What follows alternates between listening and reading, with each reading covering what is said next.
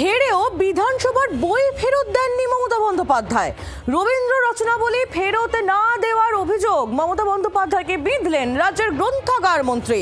সময় মতো বই ফেরত না দেওয়ায় এক নিয়ম লাগু, প্রতিটি ক্ষেত্রে আইনের শাসন সবার জন্য সমান। সরকারি গ্রন্থাগারে মমতার লেখা বই কেনার নির্দেশিকা, আগের সরকারের নির্দেশিকা নিয়েও ক্ষোভ প্রকাশ করেছেন রাজ্যের গ্রন্থাগার মন্ত্রী।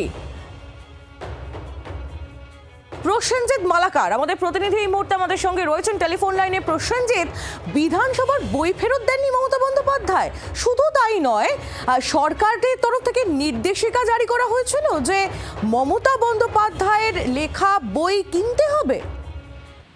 দেখো, একেবারেই তাই, এমনটাই কিন্তু গ্রন্থাগার মন্ত্রী তিনি অভিযোগ তুলেছেন এবং তিনি একেবারে সরাসরি বলছেন যে হাস্যকর ছলেই বলা যায় যে এপাং ওপাং ঝপাং আর চলবে না, অর্থাৎ সরকারি নির্দেশের ওইসব বই বিক্রি হবে না। এবং পাশাপাশি মমতা বন্দ্যোপাধ্যায়ের বিরুদ্ধে বই নিয়ে যাওয়ার অভিযোগ, ফেরত না দেওয়ার অভিযোগ।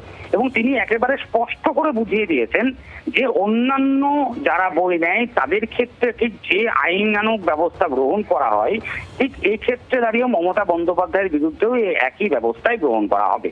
অর্থাৎ পরবর্তীতে অভিযোগ করার যে বার্তা, সেটা কিন্তু তিনি বুঝিয়ে দিয়েছেন স্পষ্টভাবে। ফলে এই গোটা ঘটনায় রীতিমতো তো একটা প্রশ্ন চিহ্ন উঠতে শুরু করেছে। একেবারে প্রসেনজিৎ, ধন্যবাদ তোমায়।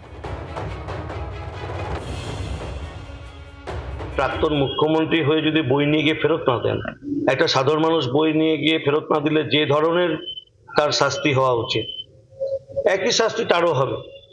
কারণ তিনি বই নিয়ে গেছেন, পড়বেন, ফেরত দেবেন। কেন তিনি বই ফেরত দেবেন না? এই না দেওয়ার জন্য একজন সাধারণ পাঠকের যে শাস্তি হয়, তারও সেই শাস্তি হবে। আমাদের বর্তমান সরকার, নতুন সরকার, তার মুখ্যমন্ত্রী মাননীয় শুভেন্দু অধিকারী মহাশয়, তিনি যেভাবে বাংলাকে গড়ে তুলতে চাইছেন, তাতে আইনের শাসন থাকবে। এখানে আইনের চোখে সকলের সমান। বাংলার আওয়াজ, বাঙালির আবেগ, জি 24 ঘন্টা।